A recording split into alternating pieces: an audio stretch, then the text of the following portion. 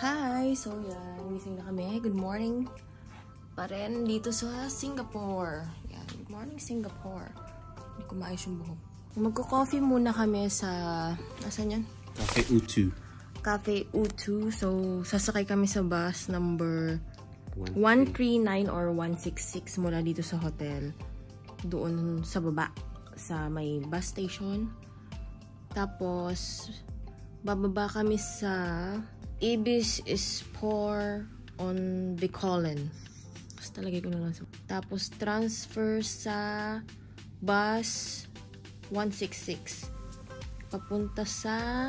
Of Maxwell Station. Of Maxwell Station, exit 3. So, yan. Basta ilalagay ko na lang sa baba. Let's go! Punta na tayo sa cafe.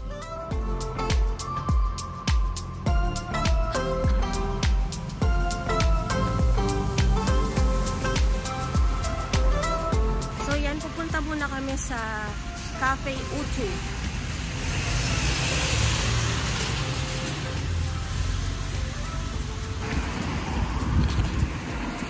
Maaraw na pala ngayon kasi nung mga nakaraang linggo daw is maulan sobra.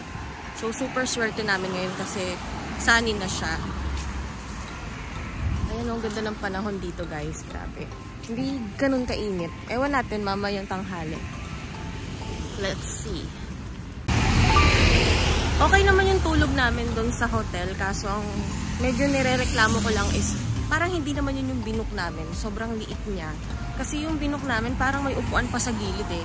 Kasi super dami namin gamit, yung mga gadgets or yung mga laptop. Pero pagdating namin doon, pure pader lang siya. Wala yung upuan na hinahanap namin. So yun lang naman yung nirereklamo ko doon sa hotel. Okay lang naman yung tulog namin.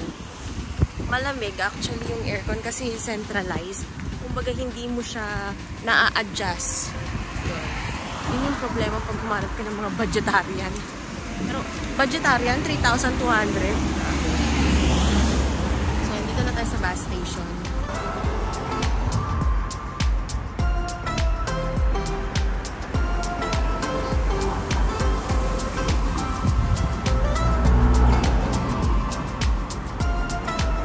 Dito pala.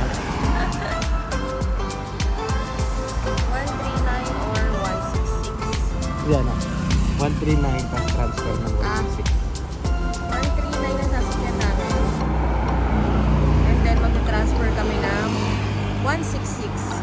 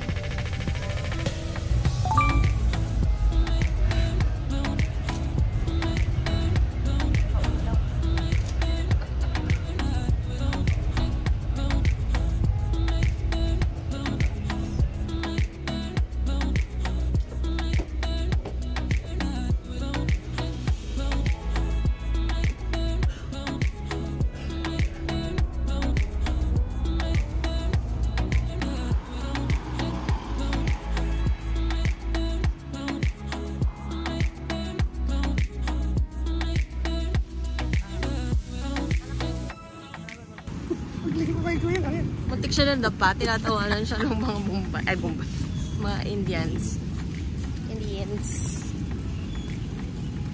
Let's go! Naglalakad na kami. 2 minutes away lang naman to from the station. This is Cafe U2. U2? U2. Let's go! Ito na siya. So, ayan. Close. Close pala siya. But it's okay. Try na lang namin balikan the next day or sa susunod pang araw.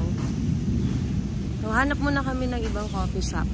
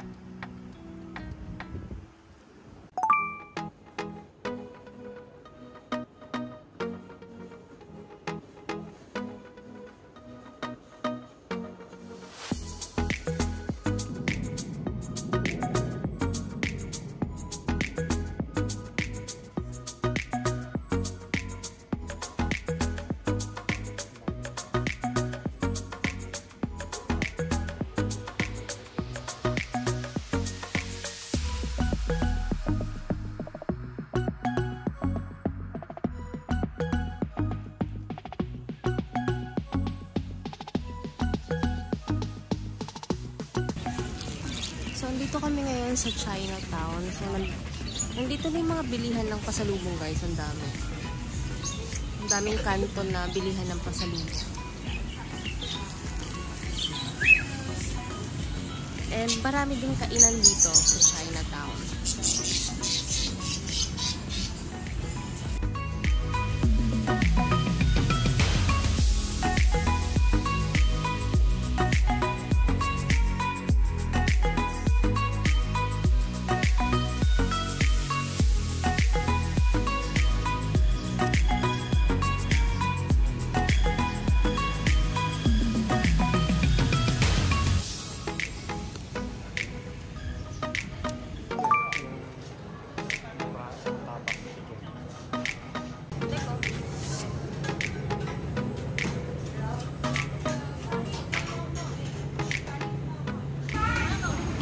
So, andito kami sa Chinatown, Tetarik. Tetarik nga ba yung pangalan? Oo, Chinatown, Tetarik. Ayan, parang local Indian. Something. So, try namin yung coffee nila. Ano ba yun? Murtarak? Murtarak. Yung mga ganong ano, kung familiar kayo sa ganong menu.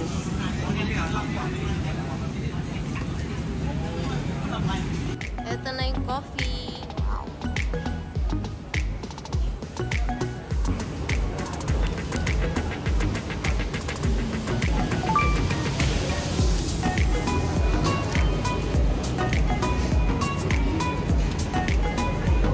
Sarap niyan. Parang may pagka-tea siya. Tea coffee, something like that.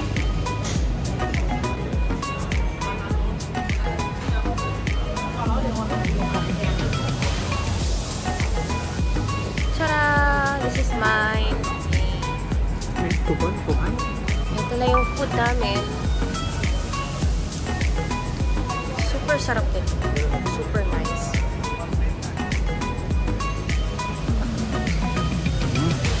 Diba?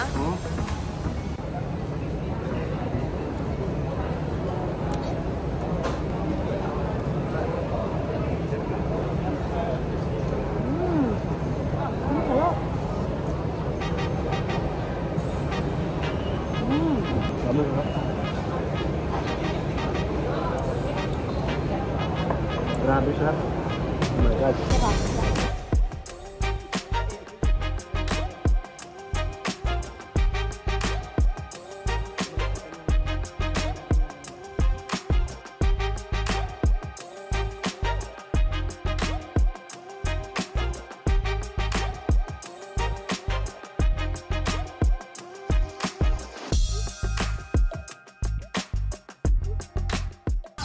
Sarap ng food, guys. Ayan siya. Sulit. So, yung mga in-order namin around 3 to 5 Singaporean dollars lang per meal. Ayan, let's go.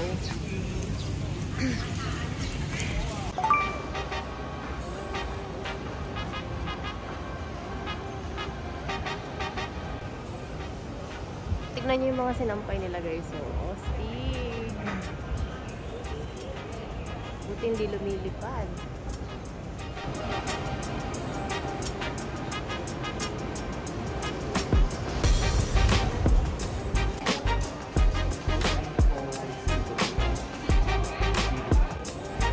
Hindi kayo nakashort?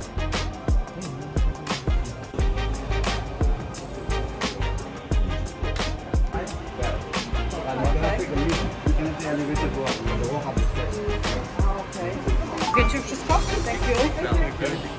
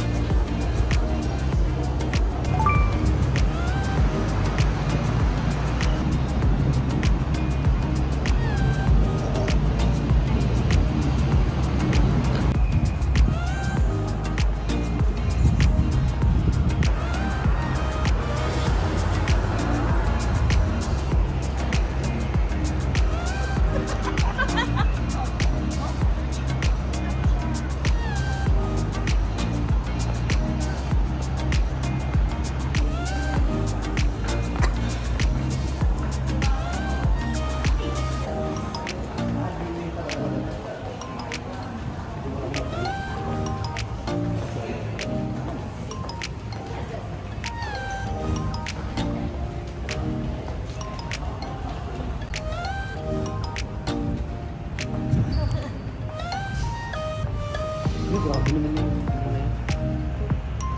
Pwede mo ba? Sa kawalan.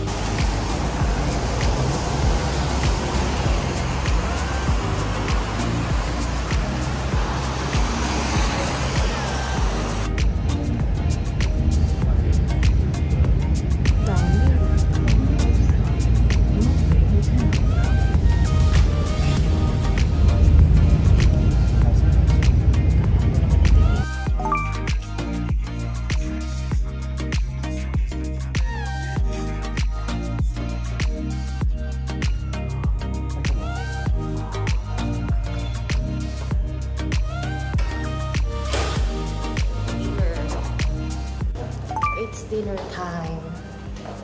Magdi-dinner tayo kung saan man tayo mapunta. Let's go.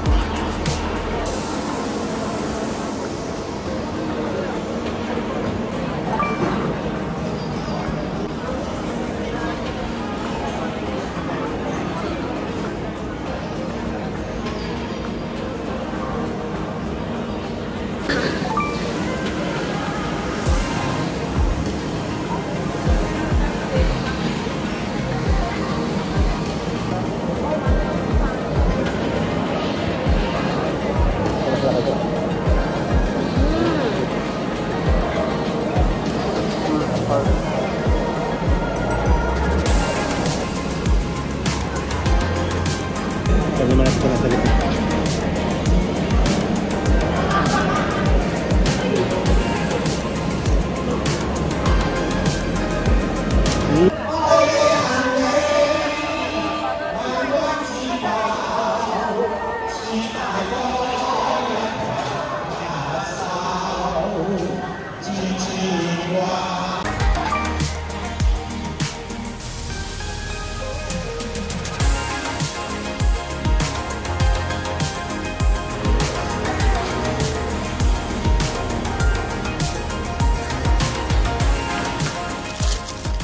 So yan, ito yung last meal namin this night.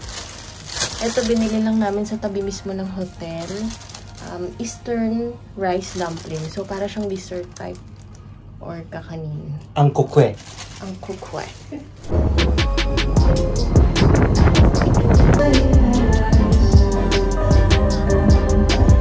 So andito na kami sa Gardens by the Bay. Ito, solo namin itong